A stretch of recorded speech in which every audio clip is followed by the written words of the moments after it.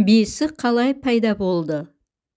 Ел аузынан оқыған Базаркүл Қалбыр. Ұлттың ұясы, қазақы тәлім-тәрбиенің қайнар көзі, бабамыздан қалған киелі мүлік болып танылған бесіктің пайда болуы өте ертеде екен. Аңызға сүйенсек, ең алғашқы бесік Жетісу мен Алтайдың бойын мекен еткен Айдархан бидің кезінде пайда болған деседі.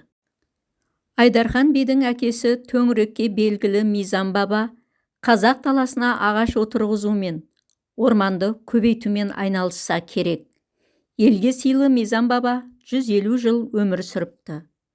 Өзі сүрген ғұмырында еккен көшет талдардан үлкен бау-бақшалар өсіп шығыпты.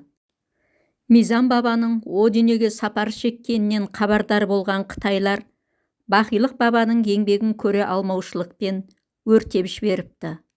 Сол уақытта Мизам бабаның баласы Айдархан би алыс ауылға сапар шегіп кеткен екен. Би түсінде әкесін көреді.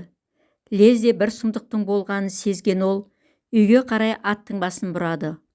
Ауылға асығыс жетіп, Ну орманның орнында шөл далаға айналған ауылын көріп қатты қапаланады. Бірақ жылдар өте береді. Айдархан би үйленіп тұңғышы туылады. Бірақ туыла сап сәби тоқтамай жылай береді. Оған шартарапқа аты шыққан емшілер де көмектесе алмайды. Күндердің күнінде тынымсыз жылайтын бала жылауын тоқтатады. Әкесі қуанып кетіп, жүгіріп үйге кірсе, оны ақ шапан киген бір қария өрттен аман қалған сынық бұтақтарға жатқызып, сәбиді тербетіп отырады. Айдархан би жақын келгенде ақсақал ғайып болады. Оның орнында қалған ағаш бұтағымен Айдархан қазіргі бесік деп аталып жүрген бұйымды жасайды. Иә, бесікке бөленген баланың ұйқысы тыныш, төсегі жайлы болады. Бір ырғақпен тербелген бесік баланың денсаулығының мықты болуына, миының дамуына, қол аяғының дұрыс жетілуіне, тіпті тәлім тәрбиесі мен мінез құлқына керемет әсер етеді. Бесік баласы бек баласы деп бекер айтылмаған. Бесік жас нәрестенің салмақты да ұстамды болып өсуіне ықпал етеді. Бесікті неге нағашылары әкеледі?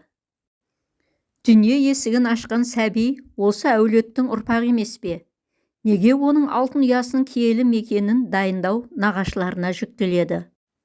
Сәби дүниеге келгенде жарияға жар салып, сүйінші сұраймыз.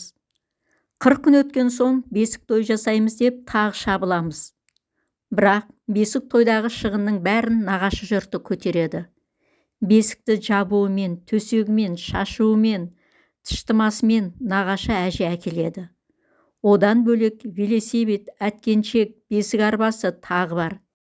Екінші бір сөмкеде сәбидің 7 жасқа келгенше киетін киімі болса, үшінші сөмкеде құда-құдағиларға арналған сый-сияпат болады.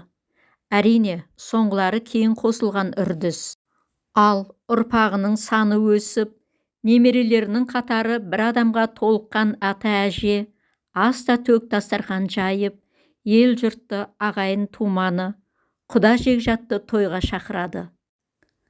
Сосын әлі буыны қатпаған сәбиге салтанатты киім кигізеді де, қолдан қолға өткізіп, бесікке салу рәсімін бастайды.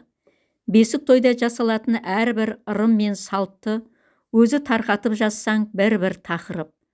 Жалпы бесікке салу дәстүрін осылай жасау дұрыс па? Асылында бесік деген ұғым қайдан шыққан? Бесіктің балаға пайдасы мен зияны қандай? Осы және басқа да мәліметтерді дәстүр жайындағы кітаптар мен ғаламтордан іздеп көрген едік. Сонымен бесікті кім дайындауы тиіс? Бесік киелі мүлік. Бесікпен сенің ұрпағың, әулетің өседі. Біздің қазақта бесік әкелу деген салт бар. Сәбилі болып жатқан қызының нәрестесіне бесік әкелу қыз төркінінің, жас ананың анасының, яғни нағашы әжесінің парызы. Қазірдің өзінде бесік әкеліп жатқан, тіпті болмағанда баланың арнайы төсегі, арбасы, үстелі дегендей балаға қажет жабдықты әкеліп жатқан аналар баршылық. Бұл бір жағынан құда жекжат арасындағы үлкен сыйластық. Бие құлындамаса ат болады. Ағайын туыс алысып беріспесе жат болады дегендей, бұл екі жаққа дәнекер ғана. Әйтпесе ешкім алғаннан бай, бергеннен кедей болмайды. Бесік әкелу құда-құдағи арасындағы көңіл сыйлау болса, екіншіден жас босанған келіннің көңілі көтеріліп, сағынышы басылады. Әрі енесіне айталмаған анасымен бөліседі, көңілі өседі. Бесік әкелудің өзі керемет бір сән салтанат десек те болады. Келіннің төркіні іздеушісі, сұраушысы бар екен дегізіп, бір топ болып келетін болған. Және де жай келмей, баланың бесік жаптығын түгелмен, түбек шүмегіне дейін жасап әкелген. Бесіктің жаптықтарын барынша әдемілеп жасаған. Түбегі мен шүмегінен басқа қолтық жастық, тізе жастық дегені болады. Және олар ешқашан сүреңсіз сұр түсті маталардан тігілмеген. Кішкентай көрпешелері де мүмкіндігінше ашық түсті маталардан тігіледі. Бесіктің басына үкі тағады. Өйткені бала әсемдікке, әдемілікке бесікте жатқан кезден бастап үйренуі керек, дейді салт дәстүрді насихаттап, дұрыс-бұрыстығын айтып жүрген Зейнеп Ахметова. Бесіктің сәбиге пайдасы.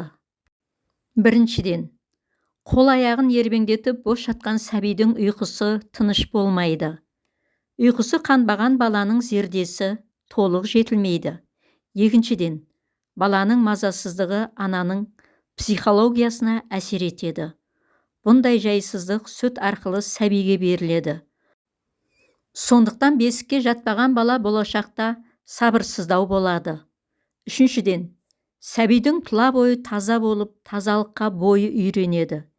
Денесіне дымқыл, сыздармайды, құрғақ болады. Сырттан келетін кері энергия мен шаң тозаңнан сақтайды. Төртіншіден, бесік белгілі бір ырғақпен ғана тербетілгендіктен баланың жүйкесі бір жүйе тәртіпке түседі. Бесіншіден, бесіктегі балаға бесік жыры, ана әлдиі айтылады. Өнегемен, тәрбиемен өрілген өлең жолдары сәбидің бойына көркем мінез, ұлттық қасиет, жомарттық пен жанашырлық сынды жақсы қасиеттерді дарытады. Қадірлі тыңдарман, егер сіздерге киелі мүлік, бесік туралы әңгіме ұнаса, каналға тіркеліп, лүпіл басып, комментарий жаза кетуді де ұмытпаңыздар. Еліміз аман, жұртымыз тыныш болғай. Келесі кездескенше, ағайын.